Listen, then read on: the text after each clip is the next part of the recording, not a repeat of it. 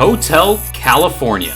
It's one of the most popular songs of all time, but it holds a dark secret. As the second single on one of the top selling albums in the US, well, ever. You've heard it 1,000 times. Maybe you thought it was actually about a hotel, or perhaps the afterlife. Some people even thought it was about cannibalism. But what if I told you that none of those are true? Because this song isn't just confusing on purpose, it's a trap. And the deeper you go, the less it makes sense. Until it suddenly makes too much sense. And once you see what's really going on, you'll realize that you might already be inside the Hotel California. On a dark desert highway, cool wind in my hair. So let's back up for a second. Before we dive into the lyrics, a quick note on the band behind the song. Take it easy. The Eagles were already giants of the 1970s rock scene by the time they released Hotel California. Formed in Los Angeles in 1971, they defined the California sound with hits like Take It Easy and Desperado. And by the mid-70s, they were one of the biggest bands in the world, known for their tight harmonies and storytelling. Hotel California came out in 1977 on their fifth studio album, also called Hotel California, a record that would go on to sell over 32 million copies in the US alone, making it one of the best-selling albums ever. The song itself was written by 3 of the Eagles' core members. Guitarist Don Felder came up with the music, the chord progression, and the iconic solo.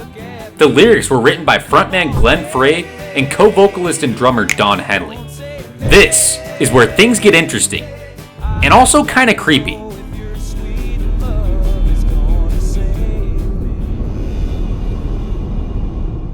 Alright, so if we're gonna discover the secrets behind the song, we're gonna have to take a look at the lyrics. And no, I'm not gonna read every single line. So before you take your 6-year-old attention span and go click on some other heads video, just give me a chance. Because this is the part no one talks about, and the reason why this song is much darker than you think. The opening melody and lyrics set the scene with an eerie, almost cinematic tone. It's lonely. There's this strange stillness to it. It's like something big is about to happen, but you don't know if it's good or bad. One of the first things we hear is a reference to colitas, a word that literally means little tails, but it's often interpreted as a slang term for marijuana. Either way, its effect is the same. It casts this hazy, seductive atmosphere. Then the speaker sees a shimmering light in the distance. At first it feels like hope, like salvation might be waiting just ahead. But it quickly becomes clear that this isn't relief. It's a mirage, a trap dressed up as something comforting.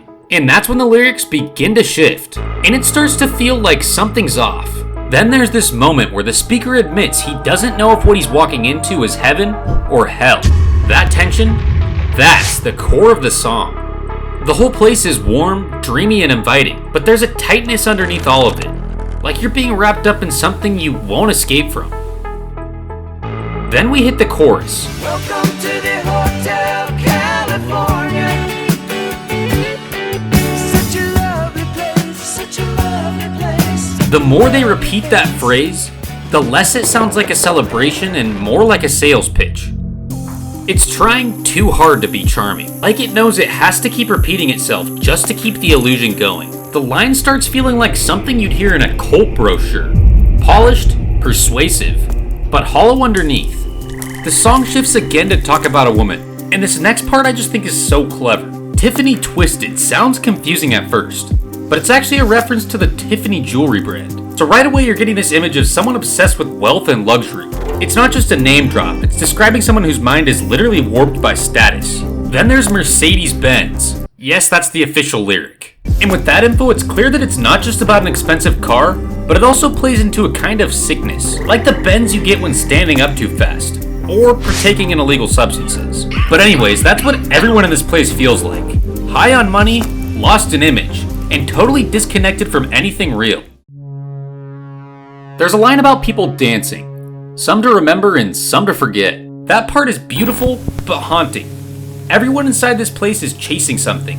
Memory, numbness, escape. But no matter why they're dancing, they're locked in the same rhythm. They're not free, they're stuck. And then comes the gut punch. And she said, we are all just prisoners here of our own device. No one's forcing them to stay. There's no walls, no chains. The trap was built in their own heads. It's not a prison made of stone. It's a routine, a mindset, a story you tell yourself for so long that you start to believe it. And finally, we get the most famous and most haunting line that inspired the idea for this video. You can check out anytime you like, but you can never leave. It lands even harder because the band gives it space to breathe. Almost 2 full minutes of introspective guitar work after this. They definitely wanted to give it some time to settle in.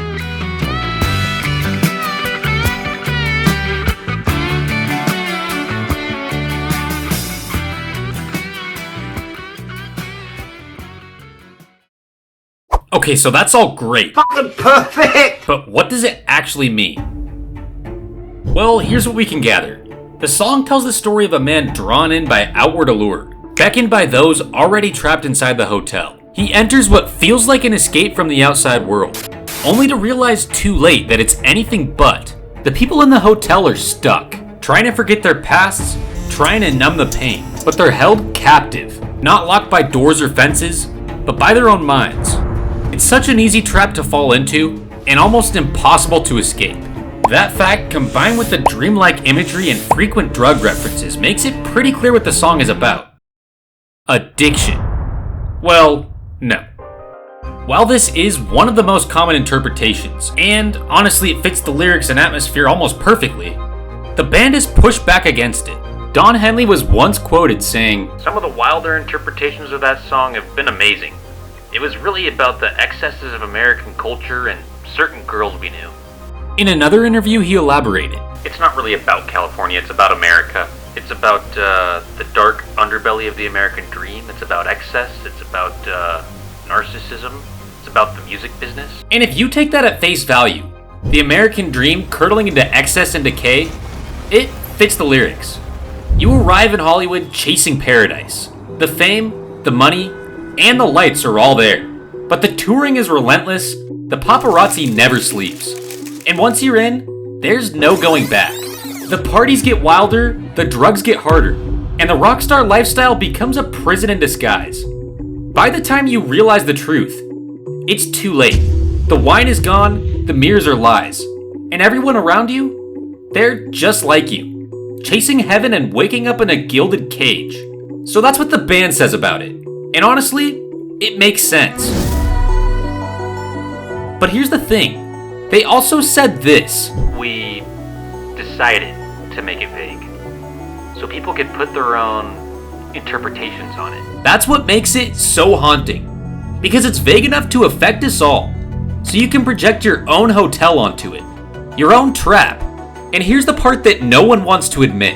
The reason it's so hard to leave isn't because you can't. It's because you don't want to. Not at first. It looks and feels like everything you've ever wanted. That's what makes it so dangerous.